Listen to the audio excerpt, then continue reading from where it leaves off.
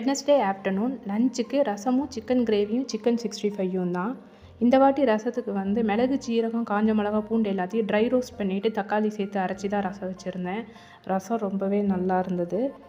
மதியம் ஒரு 3:00 இருக்கும். பால்கனியில் துணி எடுக்கலான்னு போனால் ஆப்போசிட் சைடு வந்து ஒரு மயில் நின்றுட்டு இருந்தது. சடனாக பார்த்துட்டு அதையே பார்த்துட்டு நின்றுட்டு இருந்தோம்.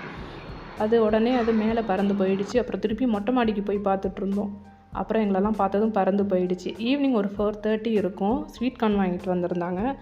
அதையும் டீ டைமுக்கு பசங்களுக்கு அவிச்சு கொடுத்துருந்தேன். இவ்வளோ நாள் நான் வந்து ஸ்வீட் கார்ன் வந்து குக்கரில் வெயிட் போட்டு தான் நான் வேக வச்சிட்ருந்தேன். எனக்கு ஆவியில் வேக வைக்கணும்னு தெரியாது. இந்த வாட்டி நான் ஸ்டீமில் வேக வச்சு கொடுத்தேன். ரொம்பவே நல்லாவே வந்திருந்தது. 20 நிமிஷம் தான் வேக வச்சுருந்தேன்.